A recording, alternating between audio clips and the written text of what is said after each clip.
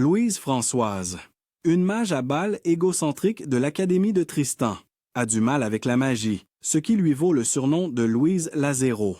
Cependant, lors d'un rituel d'invocation, sa tentative ratée provoque une explosion. Mais au lieu de rien, un garçon nommé Sato Hiraga d'un autre monde apparaît. Forcé de servir de familier, la marque mystérieuse sur la main de Sato suggère qu'il pourrait être bien plus puissant que quiconque ne le pense. Bienvenue dans le monde magique d'Alkeginia où l'Académie Tristan pour magiciens enseigne l'art de la magie. Pour son premier jour en tant qu'élève de 2e année, Louise de la Vallière se prépare pour l'école, portant un uniforme scolaire mignon où le professeur se présente à la classe comme Chevreuse la Lune Rouge et son élément d'attribut est la Terre. De plus, elle va leur enseigner la magie de la Terre pour l'année à venir. Les élèves, comme dans toutes les écoles, sont occupés à leurs propres affaires, ignorant tout ce qu'elle dit. Cependant, le scénario change quand elle pose une question à la classe. Mademoiselle Chevreuse sort les pierres pour démontrer quelque chose d'incroyable, et comme nous nous y attendions, elle transforme les simples cailloux en laiton, ce qui étonne tout le monde. Suite à cela, elle choisit Louise pour essayer ce simple sort et transformer des cailloux en un métal de son choix. Les élèves expriment leurs réserves, mais le professeur, ignorant les antécédents de Louise, insiste pour qu'elle exécute le sort. Et juste au moment où le principal pervers pense que cette année a plutôt bien commencé, ils entendent une forte explosion qui ruine l'humeur coquine du vieil homme. Il doit détourner son attention de sa secrétaire vers cette nuisance.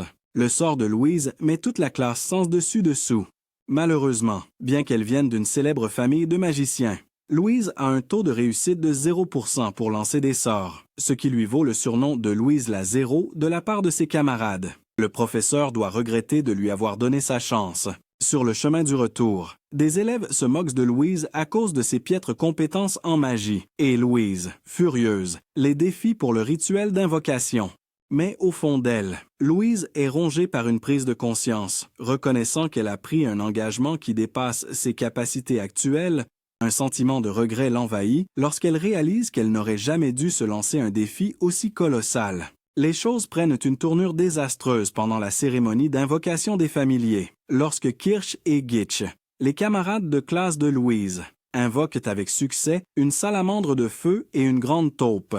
Respectivement, quand vient le tour de Louise, les choses dérapent et elle invoque accidentellement un être humain qui ne comprend pas sa langue. Tout le monde est choqué de voir un être humain vivant invoqué, bien qu'il s'agisse d'un paysan sans cervelle. Elle veut réessayer, mais l'administrateur le lui interdit, car c'est un blasphème pour le rituel lui-même.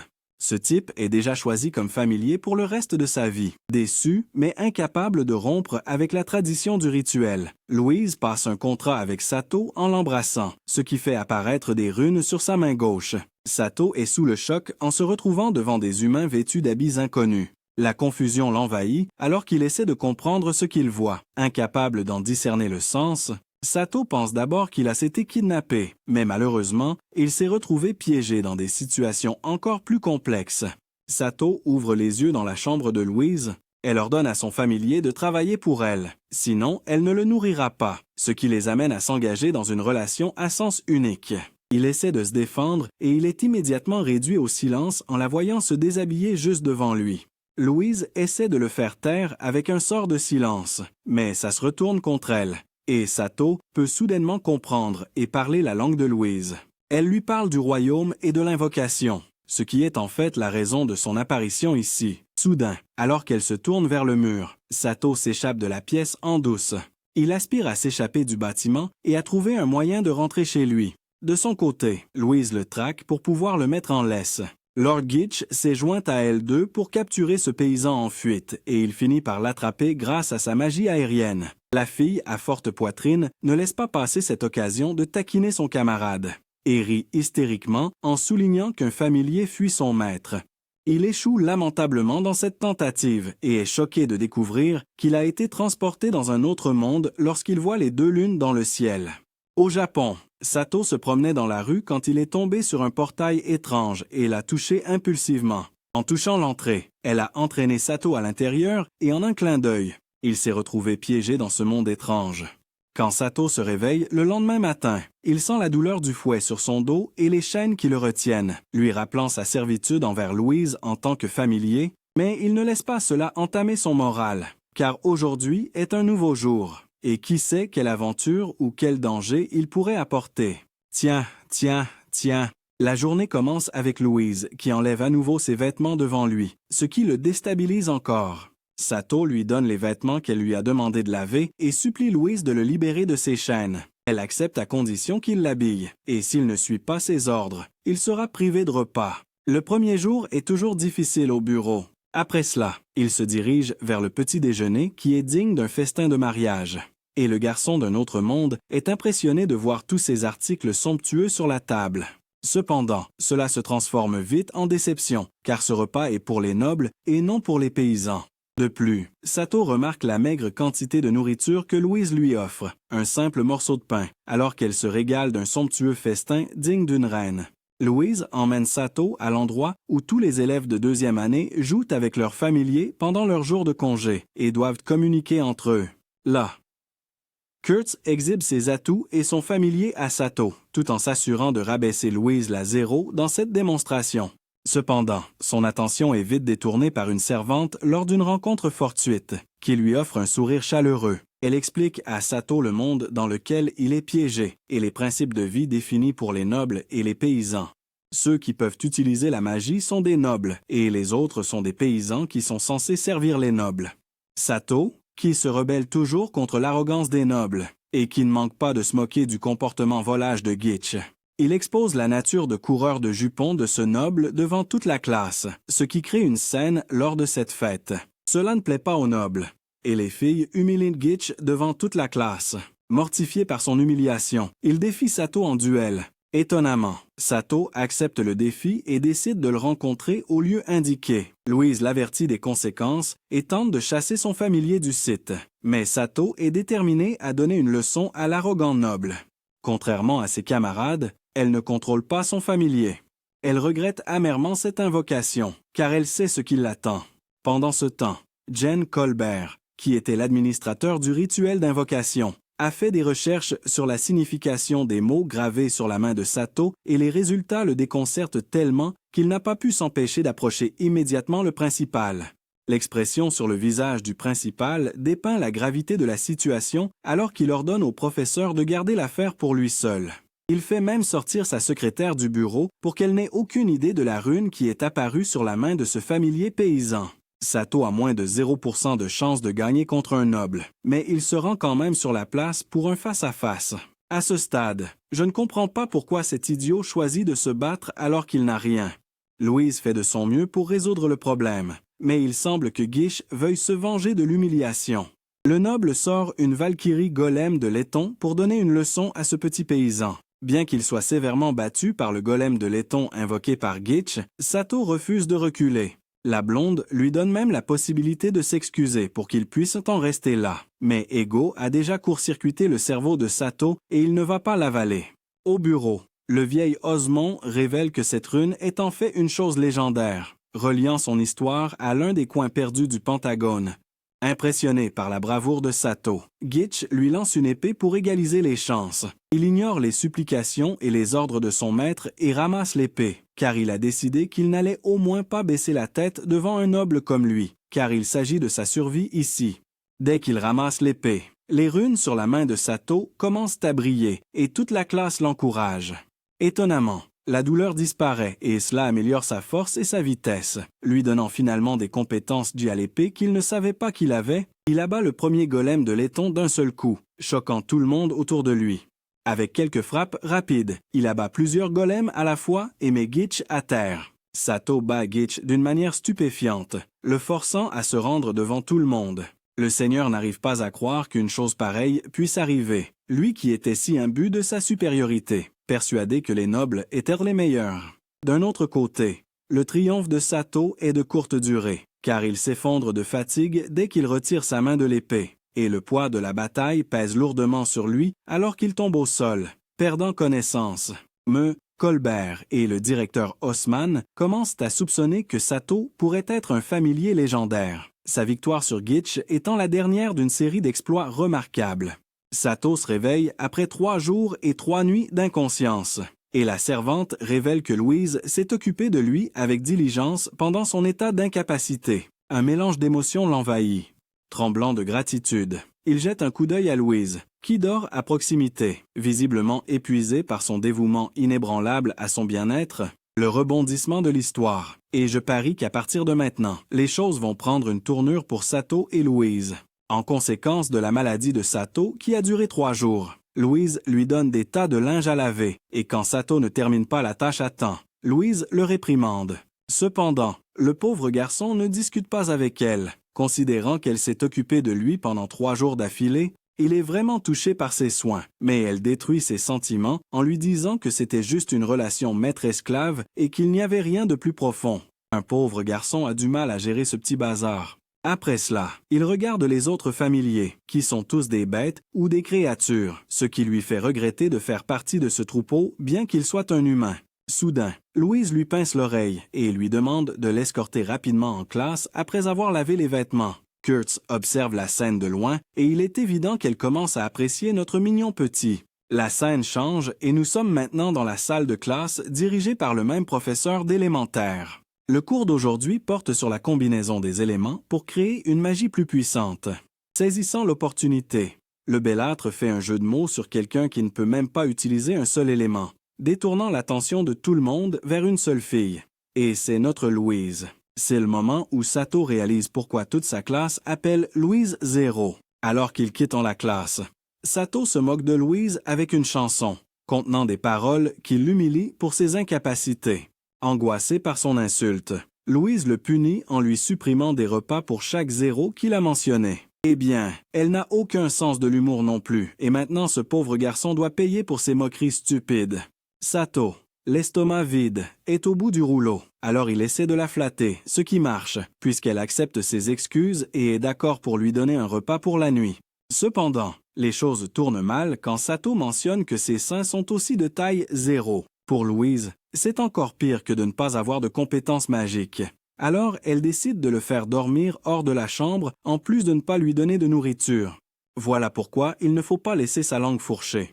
Dans le couloir, Siesta trouve Sato qui grelotte de froid devant la chambre et l'emmène à la cuisine, où tous les autres paysans applaudissent Sato pour sa victoire sur la noble. On lui sert de la nourriture délicieuse, et Sato est devenu très populaire parmi les roturiers qui l'appellent maintenant notre épée. Ils sont fiers de son exploit contre cette noble snob. Le chef cuisinier commence à se comporter bizarrement et essaie de l'embrasser, mais il le repousse, ce qui rend la scène vraiment gênante. Une fois le repas terminé, Siesta révèle que pendant que Sato était sur le point de sombrer dans le coma, Louise a acheté pour lui l'un des élixirs les plus chers, ce qui lui a sauvé la vie. Siesta invite Sato à déjeuner pour qu'ils puissent avoir une longue conversation paisible, et Sato accepte volontiers son offre. Il est émerveillé par sa gentillesse. Les choses ont empiré lorsqu'une noble de Germanie, Kersh, choisit Sato comme son prochain petit ami dans le cadre d'un plan machiavélique. Elle utilise sa salamandre pour l'enlever et l'emmener dans sa suite. Elle essaie de le séduire avec sa belle silhouette et ses talents de séductrice, et est sur le point d'embrasser Sato lorsque son petit ami actuel, qui se fait appeler Styx, se présente. Cependant, elle le repousse, mais on dirait que c'est une prostituée car un homme après l'autre commence à se présenter à sa fenêtre, lui demandant de les brûler avec son amour. Mais elle n'est intéressée que par ce paysan, alors elle le domine. Frottant ses gros melons sur sa poitrine, le vénard semble succomber à ses charmes, et ils s'embrassent érotiquement. C'est alors que Louise intervient, gâchant le plaisir de tout le monde. Vous, les nerds, sortez aussi vos mains de vos pantalons. Elle s'en prend à Sato pour son attirance inébranlable pour son corps, le punissant avec une cravache utilisée pour fesser les chevaux. Elle évacue sa frustration, le frappant encore et encore. Sato utilise la force pour l'arrêter et accuse Louise d'être jalouse de Kersh parce qu'il l'a choisie, elle, plutôt que Lois. Quoi qu'il en soit, elle précise que son problème est en fait un problème familial. Les Herbst et sa famille sont toujours sur le fil du rasoir. Elle ne peut donc tolérer que son familier ait une quelconque relation avec une putain de Zerbst. Après avoir considéré le talent caché de Sato à l'épée, Louise l'entraîne en ville pour lui en acheter une.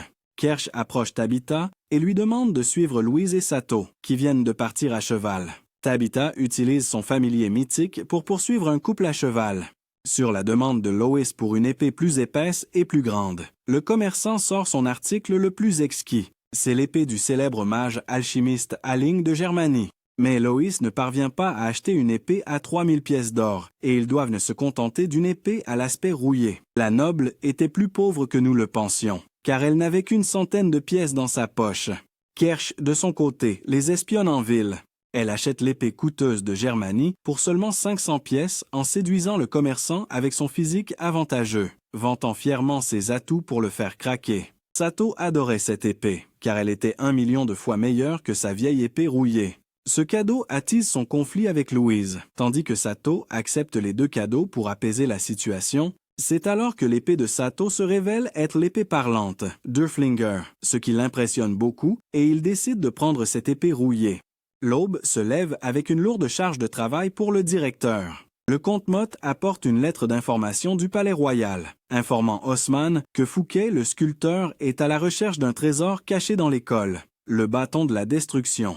Ce voleur utilise sa magie pour voler les trésors des nobles. En réponse, Haussmann assure qu'il respecte scrupuleusement les instructions royales, et il est assez confiant quant à sa sécurité, car elle est protégée par plusieurs couches de magie de mages de classe carrée. Pendant ce temps, le directeur Haussmann continue de harceler la secrétaire, avec qui il est clair qu'on ne peut pas continuer à plaisanter. Siesta aide le naïf familier Sato. Elle lui apprend à laver les vêtements de soie.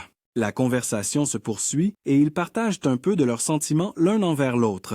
Sur le chemin du retour à sa chambre, Kurtz l'attire dans sa chambre pour lui offrir gratuitement l'épée exquise qu'elle a achetée pour lui. Eh bien, il y a un dicton qui dit que rien n'est gratuit dans ce monde. Bien que Sato hésite à entrer dans la pièce avec elle, il est toujours submergé par l'épée. Kurtz a les yeux rivés sur Sato, prête à tester les ressorts à tout moment. Sato se demande pourquoi une femme qui fait tourner tant de têtes s'obstine à coucher avec un simple familier. Cependant, mécontent de ses remarques sur son apparence, il commence à se diriger vers la sortie. Kurtz persuade Sato avec des cadeaux, qu'il s'agisse de sa poitrine remarquable ou d'un objet magique infâme. Mais Sato se soucie peu de ses offres. Soudain, Louise ouvre la porte en claquant, cherchant Sato, et le sauve de la convoitise de Kurtz, préservant sa virginité pour un autre jour. Après être entré dans la pièce, il se fait gronder par sa maîtresse pour s'être fait chasser si facilement par Kurtz. Alors elle le frappe à nouveau avec la canne. Le lendemain, Sato se retrouve dans la cuisine en errant dans l'école. Il se renseigne sur Siesta auprès du chef cuisinier qui l'informe qu'elle a été forcée au service de la maîtresse du comte Mata. Dégoûté par le manque de considération du noble pour les roturiers, Sato décide de la ramener. Sato s'associe à Gitch pour se rendre au manoir. Mais il est arrêté par les gardes qui l'amènent devant le comte, qui essaie de passer un bon moment avec sa nouvelle maîtresse. Il écoute le plaidoyer de Sato et sa bravoure à faire n'importe quoi en retour. Alors, en échange de l'épargne de sa vie et de celle de Siesta, le comte demande un livre d'héritage familial particulier d'une famille de Germania, alors que le comte détaille les attributs et la signification du livre et de ses biens. Sato est frappé d'une soudaine prise de conscience, concluant que le livre pourrait bien appartenir à Kurtz. Dans un élan de détermination, Sato décide rapidement de retourner à l'académie. Il croise Louise qui monte à cheval pour lui sauver la mise. Il saute sur le cheval et retourne à l'institut avec elle. Elle lui dit d'oublier Siesta, car elle est maintenant une servante de statut royal. Après qu'elle s'endorme, Sato se faufile dehors et se dirige vers la chambre de Kurtz. Il demande le livre à Kurtz, qu'elle est prête à lui donner puisqu'elle n'est pas très portée sur la lecture. Mais elle exige qu'il couche avec elle d'abord. Quelle chance! Cependant, écœuré par l'attitude habituelle des nobles qui exploitent les paysans, il refuse de satisfaire ses exigences et claque la porte avec colère. Sato monte à cheval et se dirige vers le palais afin d'affronter le comte Maud seul. Avec l'épée coûteuse de Kurtz, notre jeune paysan se faufile dans l'établissement, mais finit par se faire attraper par les gardes et des chiens magiques. Il sort l'épée, défiant le comte, mais contrairement à son expérience précédente, ses runes ne s'activent pas car c'est une épée ornementale qui n'est pas faite pour le combat. Il a du mal à soulever ça. En réponse à son comportement insolent, le comte le corrige avec sa magie. Louise et les autres arrivent juste à temps pour empêcher l'exécution de Sato. Louise s'excuse immédiatement auprès de Maud pour le comportement de son familier, acceptant n'importe quelle punition en son nom. Kurtz a accepté de donner le livre au comte Maud en échange de la liberté de Siesta et du pardon de l'offense de Sato. Sato aperçoit le livre de famille et il est surpris de constater que ce n'est qu'un vieux magazine de blagues japonais. Personne ne s'en soucie, car ils sont incapables de le comprendre puisqu'il a été invoqué d'un autre monde. Et le comte Maud s'en fiche aussi parce qu'il voulait juste acquérir ce livre. Il est satisfait et ordonne à ses gardes de leur remettre Siesta. Sur le chemin du retour à l'académie, Siesta remercie Sato d'avoir risqué sa vie. Elle embrasse Sato sur la joue et s'enfuit immédiatement. Après cela, il se dirige vers l'écurie pour rencontrer Louise, mais elle n'est pas prête à avoir une conversation avec lui, car elle est vraiment en colère contre lui pour toutes ses bêtises et réfléchit à la bonne punition pour son comportement. Elle a plein de punitions sévères en tête pour lui faire payer ses idioties, et le simple fait de les énumérer suffit à faire paniquer Sato. Il la supplie d'avoir pitié de lui, mais elle est têtue, décidée à le punir pour son attitude de Robin des Bois. Ce serait une mauvaise journée au bureau pour l'homme exotique. La nuit est sombre, avec 2 lunes dans des phases différentes, brillant intensément dans le ciel. Dans cette lumière rasante, une dame aux cheveux verts et portant un manteau entre dans l'enceinte de l'école. Cette dame n'est pas une étudiante ordinaire, car elle utilise une magie spatiale pour se téléporter dans le bâtiment à l'aide d'un portail. Elle disparaît dans l'air, comme si elle n'avait jamais existé à cet endroit. « Tu es sérieux? » Le voleur a frappé, emportant les bijoux qui étaient enfermés dans un coffre au trésor. Le lendemain matin, une dispute éclate dans la suite de Louise, car elle réprimande anxieusement son esclave pour son manque d'éloquence, d'éthique et de manières. Dans le chaos récent, Louise avait presque oublié l'exposition à venir, où tous les étudiants de 2e année présenteront les compétences de leur familier. Et maintenant, l'exposition des nouveaux familiers n'est plus qu'à un jour, et Louise se sent plutôt déprimée à ce sujet. Au contraire, Sato se fiche de ce bazar et plaisante sur ses talents de laveur de culottes. Louise, déjà déprimée, ne peut s'empêcher de sortir les fouets sur Sato quand il se moque d'elle en proposant d'exposer ses culottes à l'exposition. Bien qu'elle s'inquiète pour de bonnes raisons. Non seulement Sato n'a rien d'impressionnant à montrer, mais cette année, la princesse de Tristan est également présente, ce qui rend l'événement encore plus important. Soudain, elle a l'idée d'exposer ses talents à l'épée, mais ce bon à rien lui dit qu'il n'a même pas pu ramasser l'épée correctement au manoir du comte. Quoi qu'il en soit, il décide de réessayer, en balançant son épée parlante dans le sol, mais rien de magique ne se produit pour lui. Finalement, il abandonne et c'est à ce moment-là que Siesta arrive, ce qui le fait rougir. Elle lui parle de Lady Henrietta, qui pourrait être la princesse dont nous avons parlé plus tôt. Dans le bureau du directeur, la secrétaire l'informe des préparatifs, mais ce vieux schnock est plus intéressé à jeter un coup d'œil à sa culotte avec sa souris espionne. Tous les élèves aiguisent les compétences de leurs familiers pour impressionner la princesse. Toute la classe de 2e année se prépare à l'exposition avec zèle, sauf Louis et Sato. D'un autre côté, Longueville interroge le professeur Colbert sur la raison du déplacement des gardes du trésor vers la porte, ce à quoi Colbert répond que le manque de gardes est la raison de ce déplacement. De plus, il est confiant que le sculpteur n'osera pas rôder dans l'académie en présence de la princesse et de tant de gardes sur les lieux.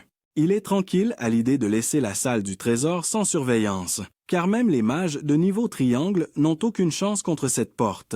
Le jour est arrivé où la princesse va ravir les yeux de tous. Tout le monde est émerveillé par la beauté envoûtante de la princesse qui salue gracieusement les hôtes. Dans la nuit, un visiteur dans la chambre de Louise se révèle être la princesse Henrietta, son amie d'enfance. Les 2 amis s'étreignent, se remémorant leurs beaux souvenirs d'enfance ensemble. La princesse l'informe qu'elle avait terriblement envie de la rencontrer après la mort de son père, car elle n'avait personne à qui se confier. La princesse révèle qu'elle a sauvé Louise et son courageux familier des poursuites judiciaires après l'incident chez le comte Motte. Elle parle de beaucoup de choses, se faisant pleurer l'une l'autre. Le lendemain, comme prévu, le public éclate de rire devant la piètre démonstration d'escrime de Sato. Ils deviennent la risée de tous. Louise et son familier quittent l'exposition et retournent dans leur chambre pour éviter d'autres humiliations. Pendant que tout le monde est occupé par la cérémonie, Fouquet, la sculptrice, tente de pénétrer dans la chambre forte, mais échoue.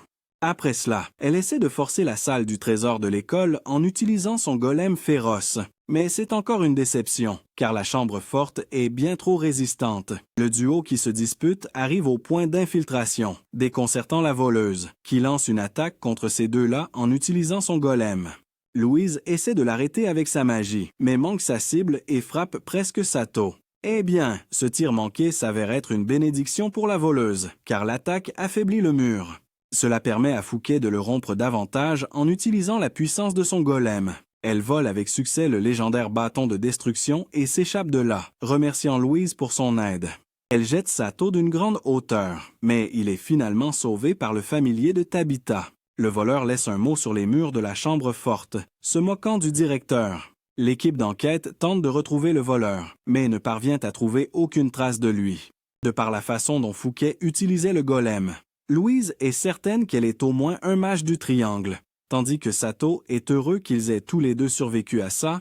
À ce moment précis, la princesse arrive en courant et est heureuse de voir que son amie est saine et sauve.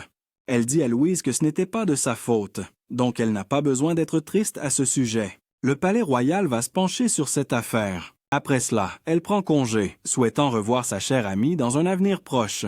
Le lendemain matin, Kirsch passe un bon moment avec Sato, qu'elle nourrit avec les fruits les plus exotiques de Germanie. Pendant ce temps, Louise s'irrite de voir cette stupidité se produire devant elle. Elle essaie de se contrôler, mais elle finit par exploser, criant à sa camarade de classe qu'il est inapproprié de nourrir le familier de quelqu'un d'autre.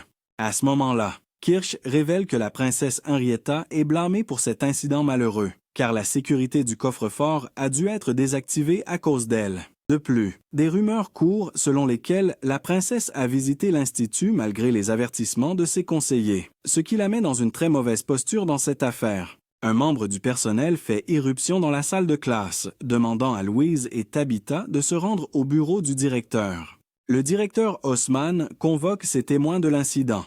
Mais étonnamment, Kirsch se joint à elles aussi. Bien qu'elle n'ait été nulle part près de l'incident, Longueville informe tout le monde des détails de l'enquête, en commençant par le croquis du nombre qui a été vu entrant et sortant de la forêt. Elle remet le croquis au vieux Haussmann, croquis qu'elle a préparé après avoir analysé les témoignages de chacun.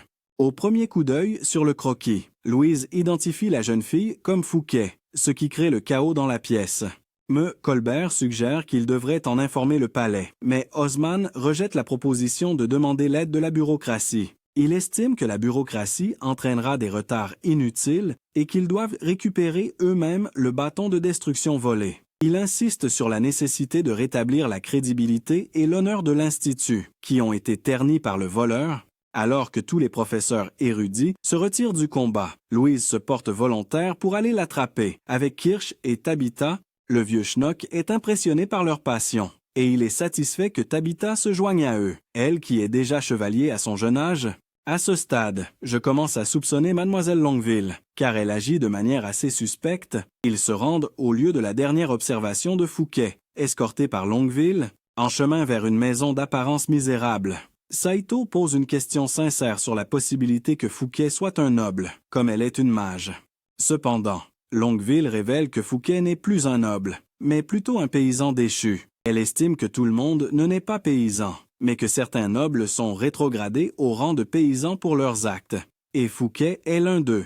Voici un rebondissement. Mademoiselle Longueville avoue qu'elle est aussi une noble déchue, ce qui choque tout le monde, et les force à poser des questions étranges à la secrétaire. Le sujet dérive rapidement, se transformant en une bagarre de chat entre Louise et Kirsch à propos de Saito. Kirsch donne du fil à retordre à notre garçon, l'attirant avec des choses chères comme l'épée et ses obusiers. Ils arrivent tous au lieu où se trouve Fouquet, au milieu de nulle part. Ils envoient Sado faire un repérage et attendent son signal. Sado inspecte les lieux et leur signale d'entrer dans la maison vide.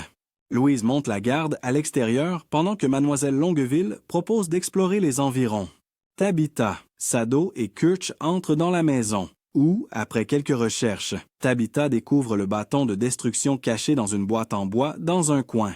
Ils sont sur le point de vérifier l'intérieur de la boîte lorsque le golem de Fouquet apparaît à l'extérieur. Kirsch et Tabitha se battent avec leur puissant sort d'air et de feu, mais cela n'affecte pas du tout le golem, qui continue de secouer les environs. Louise veut se faire un nom, et elle aspire à vaincre le golem et à laver toutes les humiliations de ses camarades de classe, mais elle échoue. Sado se précipite pour la sauver du coup de poing du golem et parvient difficilement à s'en sortir. Oh mon Dieu! Il la gifle pour cette idiotie, la faisant pleurer parce qu'elle est inutile et que tout le monde se moque d'elle. Après l'avoir confiée à Tabitha, il se dirige vers le golem en utilisant une épée exotique de Germanie, qui se brise dès qu'elle entre en contact avec le golem. À ce moment-là, les épées parlantes se réveillent, lui ordonnant de la dégainer. Il la sort immédiatement, et les runes sur sa main brillent à nouveau, le faisant se sentir plus léger et plus rapide. Il parvient à taillader les jambes du golem, mais elle se reforme. Louise essaie d'aider en utilisant le bâton de destruction, que Sado réalise être un lance-roquette M72. Grâce à ses capacités activées par les runes, il tire sur le golem et le détruit. Au lendemain de l'incident, Mademoiselle Longueville fait une révélation choquante. Elle est Fouquet, la sculptrice qui s'est déguisée en secrétaire pour mener à bien sa mission. Elle a orchestré ce scénario pour découvrir comment utiliser le sceptre. Elle savait que seul Sado pouvait manipuler le sceptre de destruction. Longueville vise le lance-roquette pour les éliminer tous d'un coup, mais elle ignore tout des armes terrestres. Elle essaie de tirer, mais le lance-roquette s'avère être une arme à usage unique. Sado saisit l'occasion et assomme Fouquet, sauvant tout le monde. Plus tard, Haussmann applaudit le courage admirable dont ont fait preuve les étudiants, et ces derniers pourraient recevoir des cadeaux officiels pour leur bravoure. Cependant, Sado, le véritable héros de l'incident, ne recevra rien en retour pour son combat, car il n'est qu'un simple paysan. De toute façon, Sado s'en fiche et demande autre chose en échange. Ce qu'il veut, c'est des informations sur le lance-roquette. Haussmann révèle qu'il a trouvé l'arme terrestre il y a environ 30 ans. À cette époque, il combattait un monstre quand un homme d'un autre monde, vêtu d'un uniforme étrange, l'a sauvé. De plus, l'homme avait de graves blessures et il ne pouvait pas se remettre de ses blessures. Il n'a donc pas eu l'occasion de discuter avec lui. Il a utilisé un de ses 2 bâtons pour lui sauver la vie. Après la mort de l'homme, Haussmann l'a enterré et a gardé le bâton restant. L'école organise un bal pour célébrer cet accomplissement et Louise demande à Sado de danser et le remercie de l'avoir sauvé. Elle croit enfin qu'il vient d'un autre monde. Et il accepte enfin d'être son familier. Nous sommes au palais, où le duo maître familier rend visite à la princesse. Henrietta félicite Louise pour avoir capturé Fouquet et lui donne le titre de chevalier car elle est fière de l'accomplissement de son ami. Elle remercie Sado aussi et lui tend la main. Cependant, Louise n'est pas à l'aise avec le fait que la princesse tende la main à un paysan. Louise demande à Sado d'avancer et d'embrasser la main de la princesse, mais il comprend mal tout et l'embrasse sur les lèvres après une hésitation. Cette action inattendue surprend les 2 meilleurs amis, tandis que la princesse perd connaissance à cause de cela. Agonisée par l'embarras causé par son familier, Louise implore le pardon et frappe Sado pour son comportement insolent. Elle le force à s'excuser auprès d'elle, mais il lui reproche de ne pas avoir été clair dans ses instructions, ce qui peut être trompeur pour un roturier comme lui. Cependant, la princesse est un être doux qui pardonne facilement à Sado, considérant cette action comme une récompense pour son service. Suite à cela, elle leur demande une faveur, demandant à Louise et Sado de passer quelques jours dans le village voisin et de travailler secrètement pour déterminer si des nobles profitent des roturiers. Au départ, la princesse elle-même considérait ces nouvelles comme de simples rumeurs. Mais l'incident du comte Motte l'a incité à mener une enquête approfondie sur la question.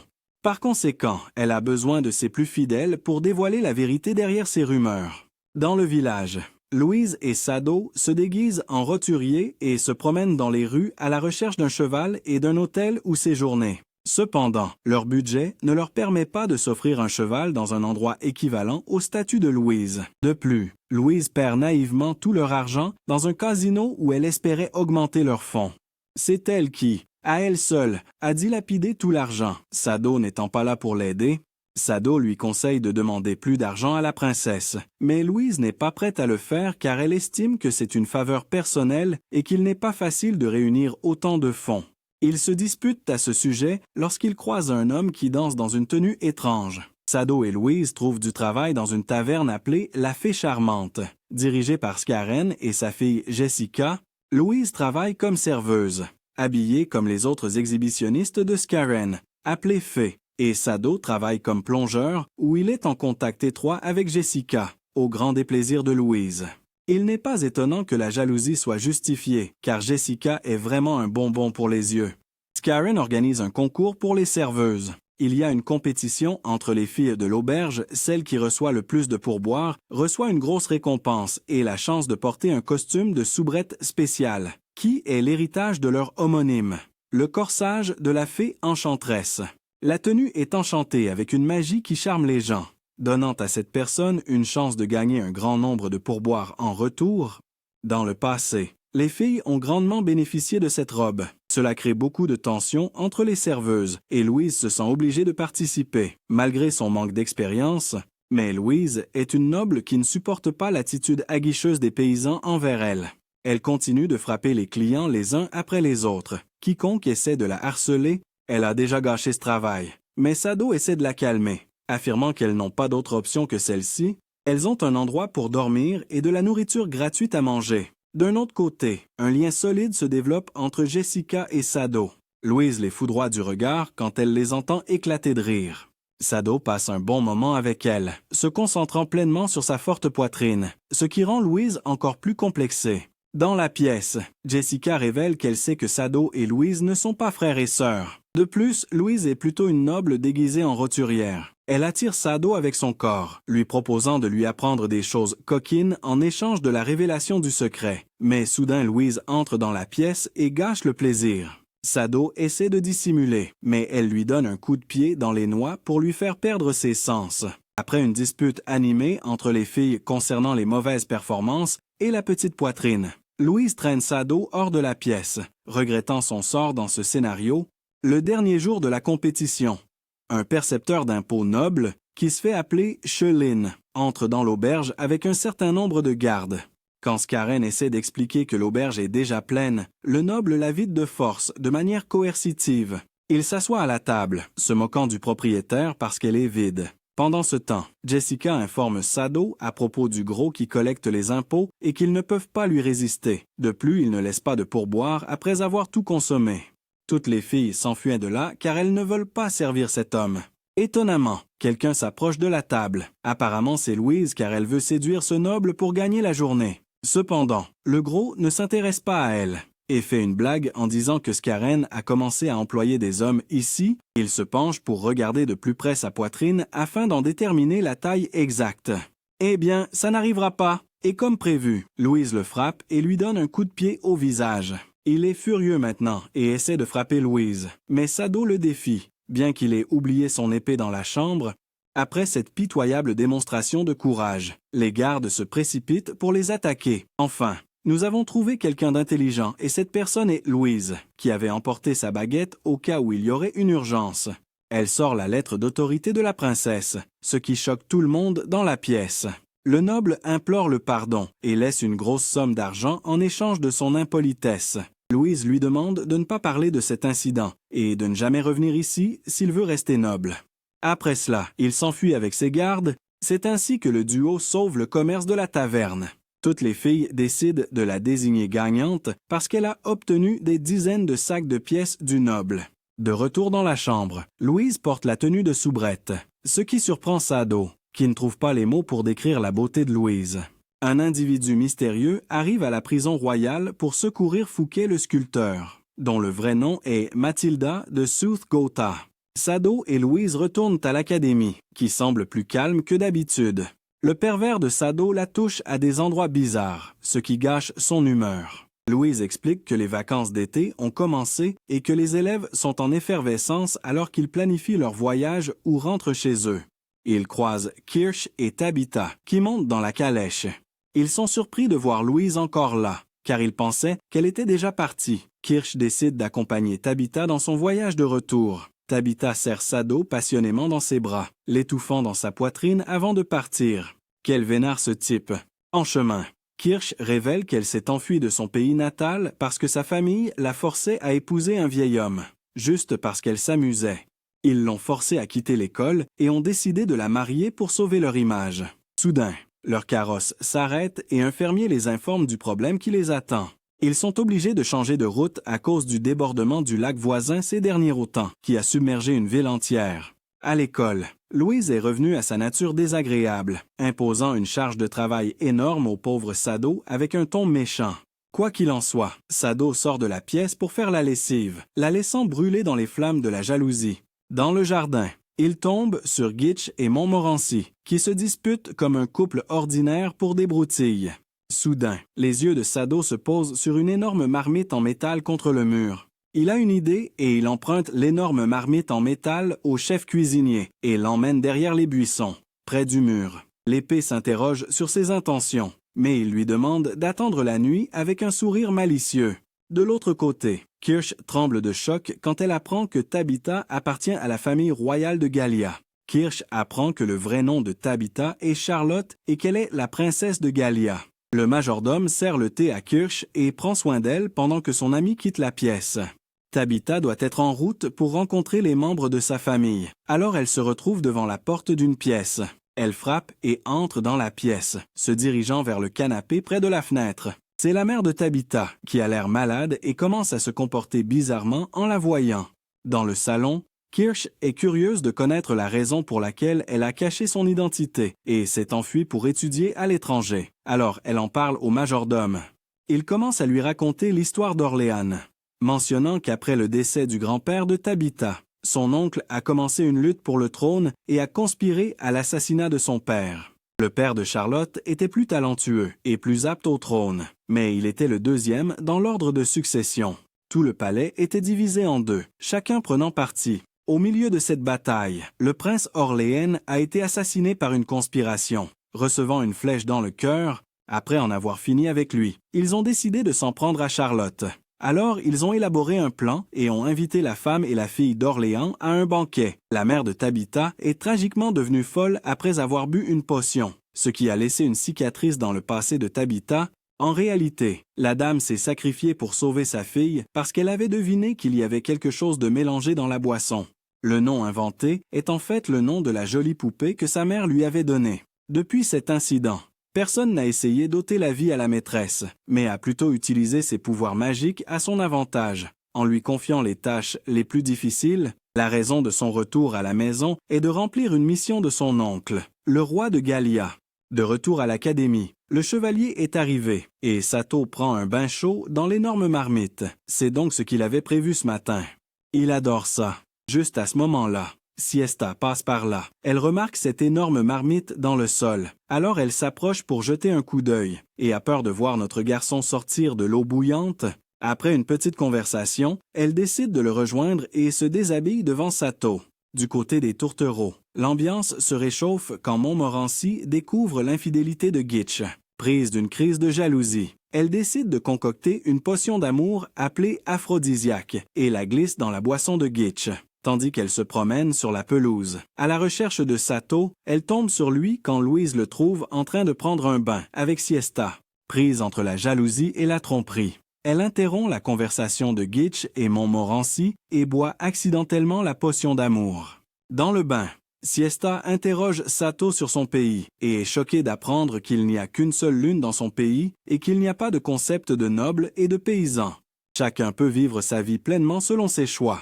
Siesta révèle que son grand-père disait aussi qu'il n'était pas d'ici et qu'il venait de Skies. Quand Sato retourne dans sa chambre, il est accueilli par une Louise complètement amoureuse. Elle tombe éperdument amoureuse de lui. Sato est complètement déconcerté par ce changement radical de comportement. C'est alors que Montmorency révèle la vérité derrière ce changement radical. Pendant ce temps, Kirsch fait de son mieux pour réconforter son amie et s'assurer qu'elle se sente en sécurité chez elle. Les choses ont pris une tournure étrange, car Louise continue son comportement amoureux envers Sato. Elle ne le quitte même pas des yeux, car elle craint qu'il ne s'implique avec des filles au hasard. Sato est désespéré de trouver une solution et exige que Montmorency crée un antidote au filtre d'amour. Montmorency maintient que la potion était initialement destinée à Gitch, mais Louis l'a bu sans l'écouter. Cependant, elle pense que l'effet de la potion s'estompera de lui-même et que Sato doit attendre et supporter ses émotions exacerbées pendant un certain temps. Eh bien, les effets mettront environ 1 mois à disparaître, donc il a une montagne à gravir. D'un autre côté, l'attachement croissant de Loyuse cause également des problèmes entre Sato et Siesta. Siesta est à juste titre mécontente de leur rapprochement et prend du recul. Sato fait des efforts pour lui faire comprendre. Alors, il lui explique tout au sujet de la potion d'amour. Cependant, elle qualifie cela de pieux mensonge et s'en va. Un triangle amoureux a été initié dans la pièce. Louise est allongée sur le sol en chemise de nuit. Elle désire le faire avec Sato, mais il s'abstient de faire l'amour. Louise s'efforce de séduire Sato en exposant son corps. Elle croit que Sato s'intéresse à d'autres femmes parce qu'elle manque d'attrait. En tant que mec, je le soutiendrai aussi là-dedans. Quoi qu'il en soit, Sato affirme qu'il doit trouver la solution au plus vite. Mais Montmorency refuse d'aider tant que Sato ne sort pas un atout, la faisant chanter pour qu'elle l'aide. Il est vraiment déterminé à tout faire pour que Louise redevienne normale. Malheureusement, l'antidote nécessite un ingrédient très rare et inhabituel, l'alarme d'un esprit de l'eau. On le trouve dans le lac Dorian. Quand Montmorency hésite à apporter les antidotes, Sato réitère son avertissement. Ils finissent par se mettre d'accord et décident d'aller chercher cet ingrédient demain. Le soleil s'est couché et l'impact de la potion d'amour augmente. Elle force Louise à coucher avec Sato, ce qui le met mal à l'aise. Le matin, ils partent tous vers le lac, à la frontière de Gaelia. Le voyage sera long et prendra une demi-journée. Tout a un prix. Ils doivent donc faire face à ce pénible voyage pour y arriver. Gitch les a rejoints aussi, car il était très impatient de montrer son titre de chevalier après un long voyage. Ils en sont enfin proches. Montmorency remarque quelque chose d'inhabituel, soulignant que le niveau de l'eau est vraiment élevé, se souvenant que cet endroit n'avait pas cette apparence auparavant. De plus, les établissements sont également submergés, alors elle leur demande d'attendre un peu et d'attendre que l'esprit de l'eau se manifeste. Après le coucher du soleil, Montmorency utilise son familier, qui est une grenouille et s'appelle Robin, pour contacter son ancien ami. La grenouille suit ses ordres et plonge profondément dans l'eau avec une goutte de son sang. Elle espère que l'esprit reconnaîtra leur contrat et viendra la trouver. Elle explique tout à Sato et lui dit ce qu'ils doivent faire après son arrivée. Finalement, elle se montre et reconnaît le sang des Montmorency. Bien qu'elle rejette sa requête de céder une partie de son corps, c'est alors que notre garçon intervient, se mettant à genoux et demandant à faire n'importe quoi en échange de cette faveur. Là, Sato et Louise, éprises d'amour, sont conduits à entrer en contact avec le puissant esprit de l'eau qui inonde la terre de colère. Elle recherche son trésor volé et l'anneau de Vari. Malheureusement, sa recherche est entravée par des utilisateurs de magie agaçants. Sans hésiter, Sato se porte volontaire pour s'occuper d'eux. Avec Gitch à ses côtés, ils combattent les intrus. Ils élaborent une stratégie pour vaincre ces mages. Gitch utilise sa magie de la terre pour les distraire, mais il déjoue intelligemment son attaque. Sato surgit de nulle part, lançant une attaque rapprochée sur ces mages, mais ils le mettent également hors de combat. Ils sont sur le point de mettre fin à la vie de Sato quand Louise utilise sa magie pour les éloigner. C'est à ce moment qu'ils découvrent, à leur grande surprise, qu'il s'agit ni plus ni moins que de Kirsch et Tabitha. Un coup de théâtre pour tout le monde. Malgré cette révélation choquante, Sato promet d'aider l'esprit de l'eau à retrouver son précieux trésor. Tout ce qu'ils veulent, c'est que leur trésor leur soit rendu, et ils arrêteront leur plan à long terme, visant à recouvrir toute la planète d'eau. Lorsqu'on lui demande qui a pris son trésor, l'esprit répond qu'elle ne connaît que le nom d'une personne impliquée dans le vol, Cromwell. Sato lui promet de rapporter l'anneau qui donne la vie aux âmes artificielles, bien que tous ses amis soient contre, car ils pensent que c'est une tâche impossible pour eux. Malgré tout, Sato a déjà pris sa décision, ce qui impressionne l'esprit de l'eau. Elle croit les paroles de ce paysan et lui accorde l'ingrédient rare. Appelée l'alarme, elle leur dit que Gundolf a tenu sa promesse dans le passé lointain aussi, donc elle peut de nouveau faire confiance à Gundolf. Après cela, l'esprit promet de faire baisser le niveau de l'eau, ce qui arrange aussi Tabitha. Finalement, l'aura de la potion d'amour prend fin. Mais voici un autre problème. Louise se souvient de tout ce qu'elle a fait et dit pendant ce temps, ce qui la met extrêmement mal à l'aise. Louise s'en prend à lui quand quelqu'un saute par la fenêtre, et cette personne est la princesse Tristan. Pendant ce temps, un plan secret est élaboré pour faire tomber le royaume, et c'est Cromwell qui mène la charge. Nous allons assister à un thriller dans un avenir proche.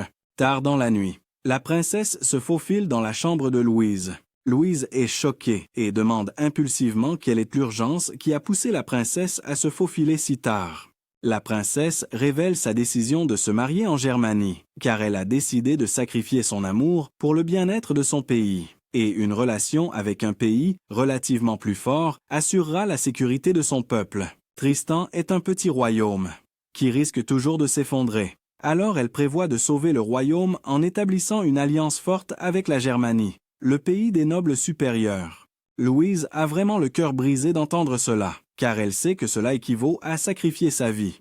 La princesse n'est pas seulement là pour annoncer cette nouvelle, elle a plutôt quelque chose en tête pour récupérer un objet. À cet égard, Louise et Sato reçoivent une nouvelle mission qui pourrait faire ou défaire l'alliance de leur pays. Mais il y a un piège. Une lettre indiscrète qu'Henrietta a écrite au prince de Galles d'Albion doit être rapportée à la princesse. Si le contenu des lettres est divulgué, cela peut entraîner un rejet pur et simple de son mariage en Germanie. Sato est incapable de saisir ses affaires de royaume et le problème du mariage, ce qui lui vaut d'être battu par son maître. Il y a aussi un problème à ce problème. Albion est en état de guerre civile, car certains nobles ont provoqué un coup d'État, faisant tomber la famille royale de son règne, de sorte que la princesse ne peut pas s'y rendre en personne. Elle se met à pleurer, plaçant son espoir entre les mains de sa meilleure amie et de son esclave. Louise essaie de la calmer en lui disant qu'elle serait plus qu'heureuse d'accomplir cette tâche pour lui. Gitch entre. Il a entendu leur conversation et se propose d'aider Henrietta. Elle accepte immédiatement son offre car il est le fils du général Gaumont, ce qui rend le duo jaloux. Plus tard, alors que Sato est occupé à sa tâche habituelle de laver les culottes, Siesta s'approche de lui et s'excuse pour son comportement grossier de l'autre jour. Depuis que l'esprit de l'eau l'a appelé Gandalf, ces mots résonnent sans cesse dans son esprit. Sato demande à Siesta s'il y a quelqu'un qui a une connaissance approfondie de l'histoire et elle emmène Sato au professeur Colbert. Colbert explique qu'il existait en fait 5 types de magie, à savoir le feu, la terre, l'eau, l'air et le vide. La 5e partie manquante du Pentagone est la magie du vide, qui était le sommet de la magie légendaire. Et la personne nommée Gandalf était un mage du vide très érudit et un familier d'un mage du vide légendaire. Cependant, en l'absence d'autres mages du vide, il n'y a aucune information concernant Gandalf. De plus, il informe Sato que les runes sur sa main sont semblables à celles de Gandalf, mais il ne peut pas le confirmer sans la présence d'un utilisateur de magie du vide. Soudain, il sent quelque chose d'étrange dans une fiole, qui est du sang de dragon, et moi. Colbert a réussi à mettre la main dessus et essaie maintenant de le reproduire. Louise est très nerveuse et s'interroge sur sa capacité à mener à bien ce voyage. Elle n'a pas confiance en ses compétences ou en sa magie, mais Sato l'assure qu'il la protégera à tout prix. Le lendemain matin, Verdun, le familier de Gitch, attaque Louise en essayant de lui enlever la bague de princesse de sa main. Soudain, une rafale de vent mêlée de terre emporte cette taupe, sauvant la dame. Le type atterrit du ciel, portant une tenue élégante, chevauchant une créature mythique qui l'escorte pour ce voyage. Ward, capitaine de l'escadron des Griffons. Étonnamment, il est aussi le fiancé de Louise. Cette révélation rend Sato jaloux et mal à l'aise, tandis que Gitch est fasciné qu'il soit accompagné par le mage d'élite légendaire. Pendant ce temps, tourbillonnant autour des montagnes, ils atteignent le tristement célèbre village portuaire de La Rochelle, qui est taillé dans un seul rocher par de talentueux mages carrés. Wards décide de passer une nuit dans le village avant de partir en voyage demain. Ici, Louise et Sato se disputent, ce qui la rend vraiment triste. Au dîner, Wards interroge curieusement Sato sur les rumeurs qu'il a entendues concernant les événements. Du duel avec Gitch au combat contre Fouquet, il en vient à défier Sato pour un duel d'entraînement. Et Sato, déjà jaloux, accepte le défi. À notre grande surprise, il y a aussi un invité non désiré, également connu sous le nom de Tête Verte.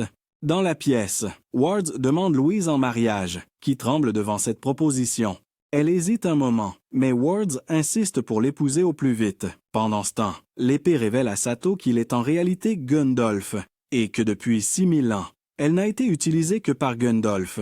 Personne d'autre ne peut la manier de la même manière. Le lendemain matin, Sato se bat contre Wards. Mais il ne fait pas le poids face à Wards, qui le bat facilement et se moque de la promesse de Sato de protéger Louise. Sato a le cœur brisé. Il pleure abondamment sur un balcon. Louise essaie de le calmer en lui disant qu'il s'est battu avec le capitaine, donc il n'a pas besoin de pleurer pour ça. Mais Sato repousse plutôt Louise avec colère, en lui disant que sa maison lui manque. Tout simplement. En chemin, Louise informe Sato qu'elle a décidé d'épouser Wards, ce qui est un choc pour le garçon, qui a déjà le cœur brisé. Sato, qui a l'air indifférent, ressent une vive douleur au fond de son cœur en entendant cette révélation. Pendant ce temps, Sato et Gitch sont pris dans une bataille avec Fouquet et son golem, ce qui les empêche de prendre le bateau. À l'inverse, Wards ment à Louise en lui disant que ses deux amis ont choisi de rentrer.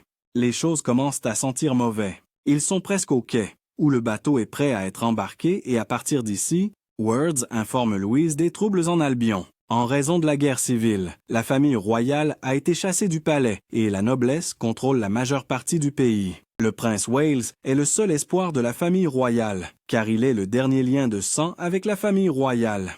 Alors que Sato et Gitch semblent perdre contre le golem géant, Kirsch et Tabata arrivent à leur rescousse, voyant les habitants venir les aider. Fouquet s'enfuit, laissant entendre qu'elle voulait seulement les retarder et qu'elle a déjà réussi. Une fois qu'ils ont chassé le golem, ils essaient de chercher le navire. Un monsieur au quai leur dit que le couple est parti ensemble, seul, affirmant que leurs autres compagnons sont retournés à l'école. Cela crée un sentiment de frustration chez Sato et il se précipite dehors pour monter à bord du navire. Mais il est trop tard car le navire a déjà levé l'ancre et ils peuvent le voir naviguer au-dessus d'eux. Sato est surpris de voir un navire volant. Alors il lui explique qu'Albion est un pays flottant libre. Je crois que ce garçon terrestre naïf pourra comprendre cela. Gitch soutient qu'ils ont été abandonnés et que Louise et son fiancé ont continué la mission. Au fond, Louise n'est pas satisfaite de son mariage avec Wards, mais elle ne peut pas faire grand-chose. Étant un noble, il est la meilleure option pour Louise. Pendant ce temps, Sato soupçonne qu'ils ont été manipulés, reliant les points et pensant que Wards et Fouquet pourraient être complices. Ce qui signifie que Louise est en danger. Heureusement pour eux, le prochain navire partira le lendemain matin. Wards essaie d'obtenir des informations sur la cachette du prince, mais Louise, intelligente, lui dit qu'elle a fait une promesse à la princesse et qu'elle ne va donc pas la révéler. Ils atteignent enfin la terre flottante d'Albion et se dirigent vers le palais. Dès qu'ils entrent dans le palais, Louise et Wards sont encerclés par les gardes de tous les côtés. Le prince identifie Louise grâce à la bague qu'elle porte à la main, montrant sa propre bague au passage, et lui demande de joindre ses mains aux siennes et dès qu'elle le fait, tout s'illumine. Ce sont les anneaux qui se transmettent depuis des générations. Le rubis de l'eau et de l'air, une fois mélangés, donnent une teinte arc-en-ciel. Après les vérifications nécessaires, elle lui donne la lettre de la princesse et il remet la lettre secrète à Louise. Sa véritable allégeance est également révélée lorsqu'il se range du côté de Reconquista, un groupe responsable des troubles à Albion. Bien que ses motivations ne se limitent pas à Albion, ils désirent étendre leur influence à une échelle beaucoup plus grande. Wards tente de forcer Louise à une cérémonie de mariage qui légitimerait sa position au sein du groupe. Louise est impuissante à résister lorsque l'allié de Wards, Cromwell, utilise le contrôle mental pour la forcer à obéir. Comme on le pensait, tout s'écroule et nous avons nos criminels. Wards fait partie de cette organisation aussi, Cromwell y compris. C'est le moment où l'on révèle que Louise est une descendante d'un mage du vide légendaire, ce qui explique pourquoi elle n'a aucune magie élémentaire, alors que tout espoir semble perdu, et qu'elle était sur le point de dire oui à ce mariage forcé. Saito fait irruption dans l'église et libère son véritable pouvoir de Gandalf pour sauver Louise. Dans le chaos qui s'ensuit, Wards élimine le Prince Wales, et en plus de cela, il a réussi à voler la lettre. L'église s'effondre autour d'eux, mais Tabitha et les autres arrivent juste à temps pour secourir Louise et Saito. Alors qu'ils s'échappent, Saito tient Louise dans ses bras et partage un baiser passionné, confessant enfin son amour pour elle. Dans un retournement de situation choquant, Louise annonce la nouvelle dévastatrice du décès de la princesse Henrietta de Wales, entraînant l'annulation de son mariage. Dévastée par cet échec, Louise s'excuse auprès d'Henrietta de ne pas avoir produit la lettre qu'elle désirait. Les yeux remplis de larmes, la princesse serre son amie dans ses bras et la remercie d'avoir apporté les dernières affaires de son amant. Au milieu de la tourmente et de l'incertitude, Louise se confie à Osman au sujet de la menace imminente de la Reconquista, une force sinistre qui plane à l'horizon. Osman réalise le danger existant et la remercie de l'avoir signalé à temps. Louise se souvient qu'on la qualifiait souvent de descendante du vide et demande à Osman ce que cela signifie. À la surprise de Louise, Osman révèle l'existence de la magie du vide et de la créature mythique connue sous le nom de Gundolf. Cependant, les tensions montent rapidement alors qu'une autre dispute avec Sado éclate.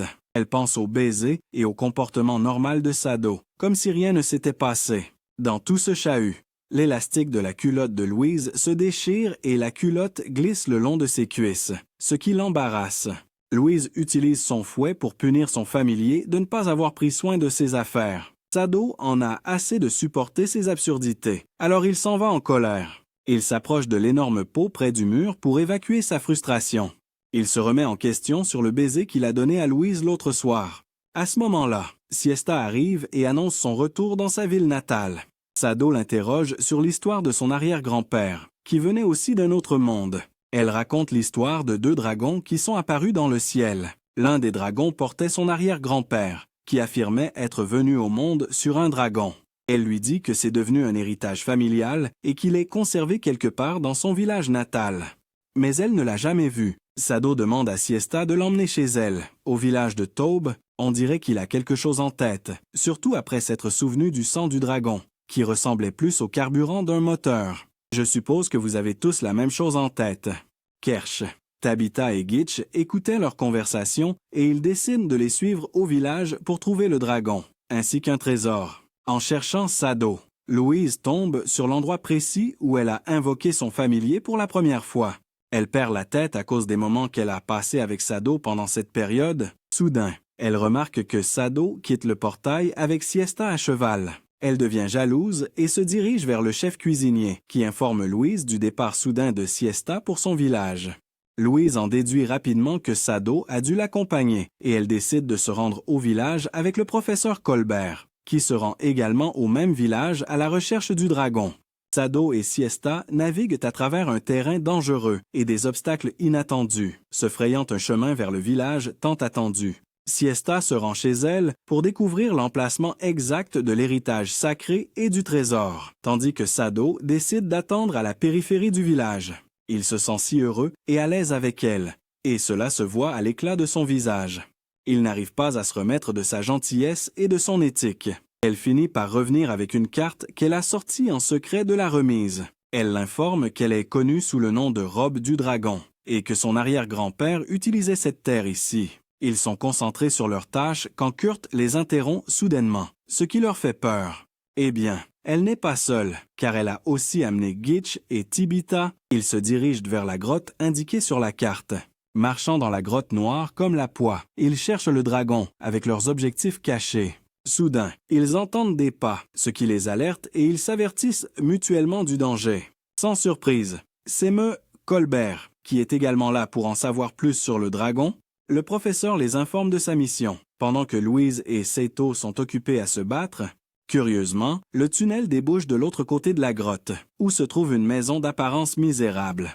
L'épitaphe gravée sur sa surface révèle une vérité surprenante. Le dragon qu'il recherche n'est autre qu'un avion japonais de la Seconde Guerre mondiale, piloté par l'arrière-grand-père de Siesta qui avait été transporté à Alkeginia lors de l'éclipse solaire. Le cœur de Saito s'alourdit en trouvant sa langue maternelle sur la pierre.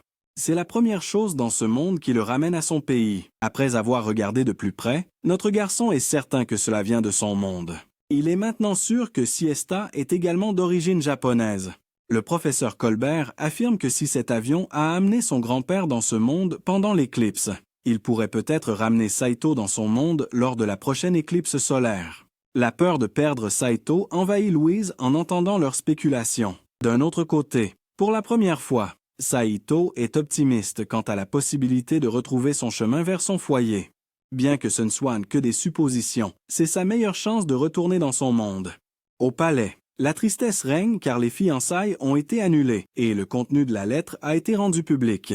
La famille royale a accepté son destin. Albion déclare la guerre à Tristan alors qu'il rentre l'avion à l'école. Saito monte dans l'avion après avoir demandé à M. Colbert de développer plus d'essence. Pendant ce temps, Albion a lancé son plan et ils veulent utiliser Tristan comme tremplin pour conquérir le reste du continent. Ils commenceront leur assaut dans 3 jours. Lors de la prochaine éclipse solaire, Saito informe Louise de son intention de rentrer chez lui dans 3 jours, car l'éclipse solaire aura lieu dans 3 jours. Il s'attendait à ce que Louise exprime ses sentiments. Au lieu de cela, Louise répond froidement que c'est son choix, agissant comme si elle se fichait de sa décision. Cela lui brise le cœur, car il voulait son soutien dans cette situation. En fait, Louise a agi avec force pour cacher ses sentiments.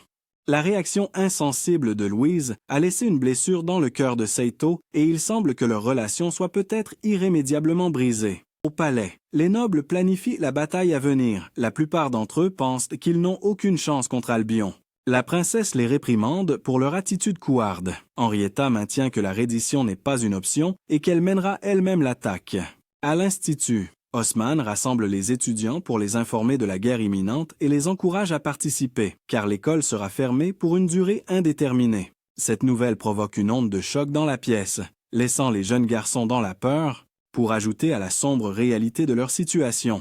La guerre entre Albion et Tristan semble inévitable. Henrietta doit donc faire appel aux garçons de l'académie pour qu'ils rejoignent son armée. Au milieu du chaos des préparatifs, Louise tombe sur Saito endormi et décide de lui faire ses adieux. Le lendemain matin, Saito se réveille et trouve une lettre de Louise indiquant brutalement qu'il est renvoyé et qu'elle se fiche de ce qu'il devient.